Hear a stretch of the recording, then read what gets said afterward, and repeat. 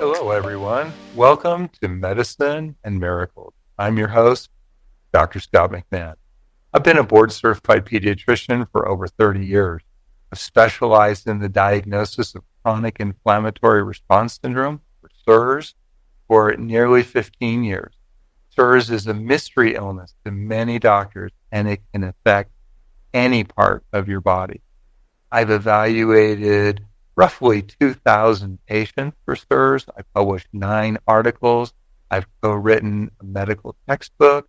I've given 50 presentations around the world at medical meetings, and I've testified in 10 of the United States and 2 other countries about chronic inflammatory response syndrome. But I'm also a man of faith. I've followed Jesus for over 30 years. I'm an ordained minister. I've pastored a church. I've written a book on spiritual warfare, and I've been on 15 international mission trips, some of which were medical, some of which were preaching, and some were a combination. So this is our second episode of the podcast, Medicine and Miracles. We are going to talk about medicine and science. We're also going to talk about faith and miracles. It's going to be an exciting ride, so strap in, and here we go. When we talk about science and medicine, we're actually going to talk about faith and how faith impacts your doctor visit, and how effective your medical treatment is. Now, one aspect of that is faith in medicine. Another aspect of that is faith with your medicine. And let's just kind of parse that out.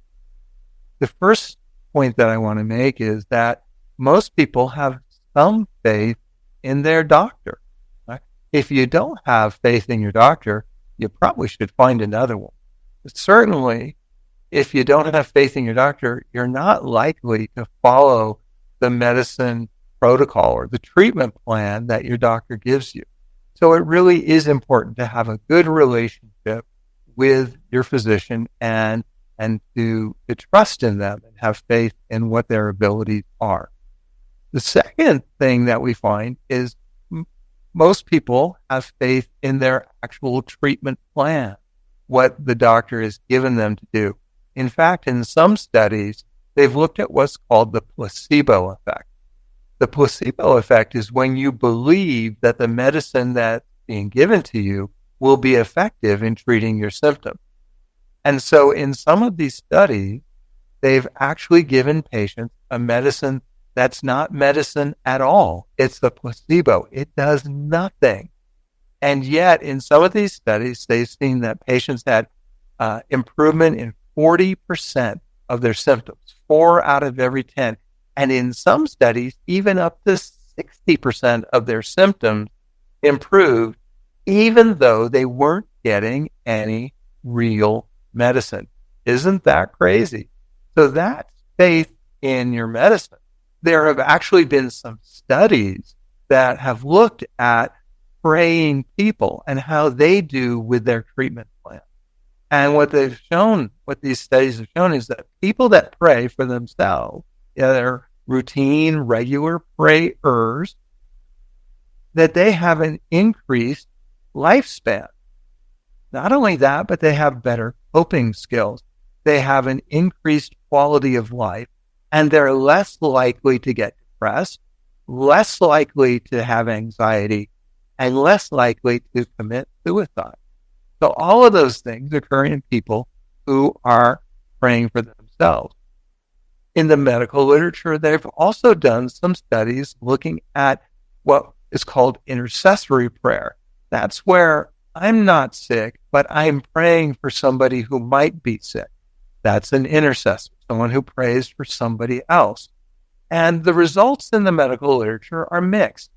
In some of the studies, they've shown really good results, and that people who were prayed for do better, get better faster, have less recovery time than people who weren't prayed for. But in some of the other studies, there's really no change. And part of that, I think, has to do with just the difficulty it is to design a study that looks at prayer. For example, let's say one group of patients had somebody praying for them who is strong in faith and who has seen lots of miraculous things happen. And let's say another group has somebody who's more of a novice and doesn't have that same level of faith.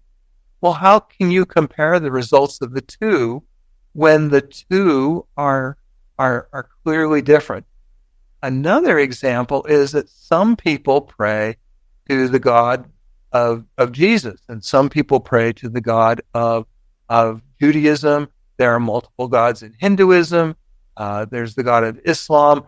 Some people would say that they're the same God. Other people would say that they're different gods. So let's say you had somebody praying to one God and somebody else praying to a different God.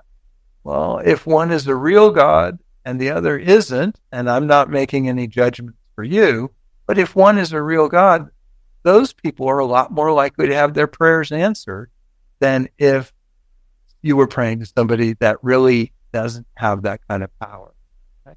And then the third issue there is there are different kinds of prayers, different types of prayers.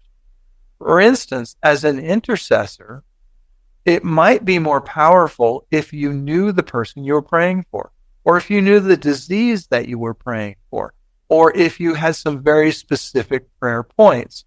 Whereas in some of these studies, the people that are doing the intercessory prayer don't know anything.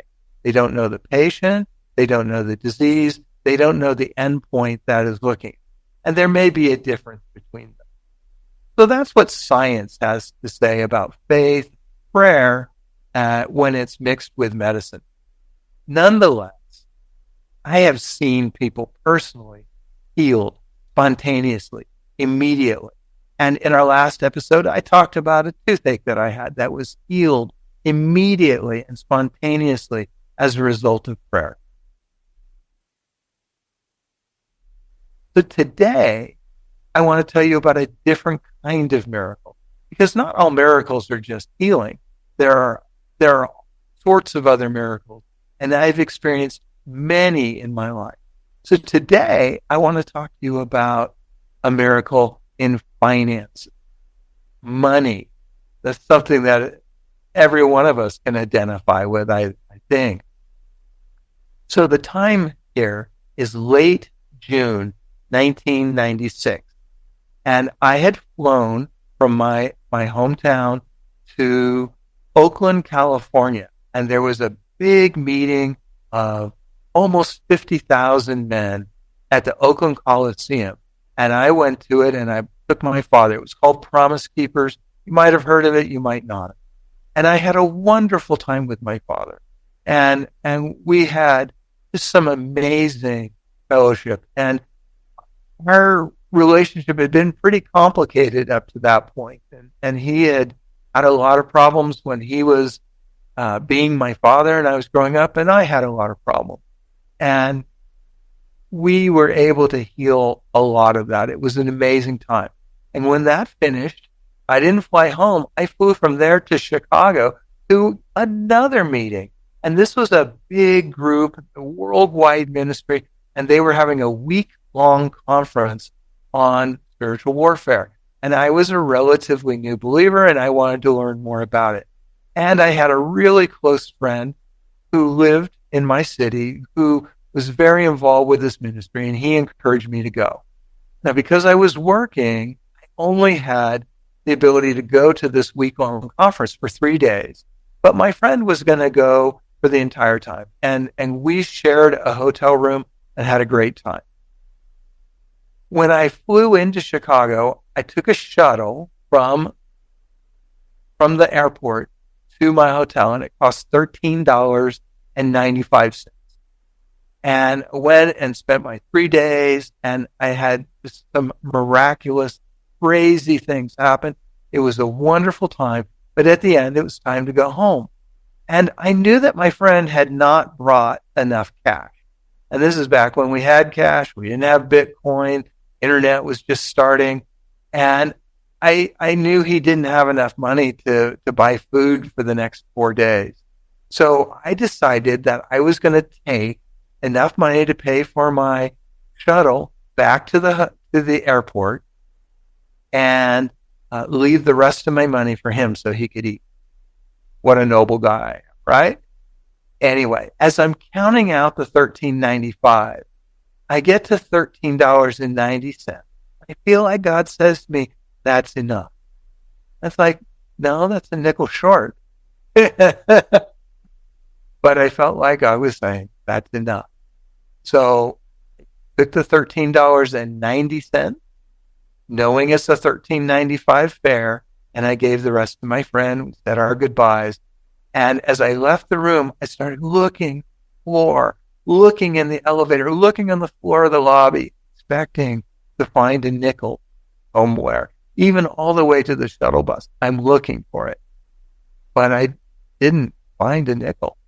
And so the man asked me for my money. I gave him the $13.90. I was so filled with faith, I didn't even tell him I was a nickel. And I sat in the seat he assigned me. And about a minute or two later, he taps me on my shoulder. And running through my mind is, oh my gosh, he's figured out I'm a nickel short. He's going to throw me off the shuttle. I'm going to miss my flight. I'm not going to get home to my family. I mean, these are the thoughts that are running through my so faith-filled head. I turn around to face the music, and he hands me $1. And I looked at him and said, why are you giving me $1? And he says, well, the ride's $12.95. I said, it was $13.95 coming in. He said, yeah, $13.95 coming in from the airport, $12.95 to go back. And I looked at him, again, filled with faith, and said, oh, by the way, I was a nickel short. God is so good. I ended up giving him that $1 as a tip because it's the only cash that I had. Took me to the airport and I got home safe. Now, you may think that nickel and the fact that I was not aware of the proper, you may think that was just a coincidence, or maybe the universe spoke to me, or maybe in my mind I had seen that it was $12.95 back, and I'm just going to tell you that's not what happened. What happened was I thought I was a nickel short. I thought I was going to find a nickel. I didn't. And God took care of it for me. And I understood. I realized right then that this was the beginning of a walk of faith for finances that started out really small as a nickel, but would grow to something else. And I can tell you that over the next few years, I had to raise my level of faith to expect between $30,000 and $50,000 a month to come in to be able to meet my expenses and make my payroll and do all those other things that are necessary as a human being. And what I can say is that God was faithful every single time. Every time God has been faithful. And now I'm believing for much larger amounts of money to fulfill vision, mission that I feel like God has given me to do. And I am just trusting in Him to bring in the amount of money that's needed every month to be able to go forward and to do the mission and the vision that I feel like He's given. So that's exciting. I think that's exciting. God has always been faithful, and we give all the glory to God. But I have a question for you.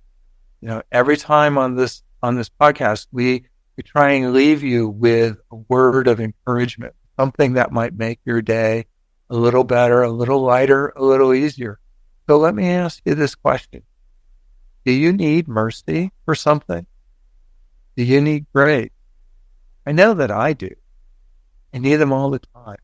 And I just want to tell you that the word says, therefore, let us come boldly before the throne of grace, where we may obtain mercy and find grace to help in the time of need. God promises you that if you come before His throne, that He'll give you the mercy and the grace that you need. I know that I need, and I want you to know that it's available to you too.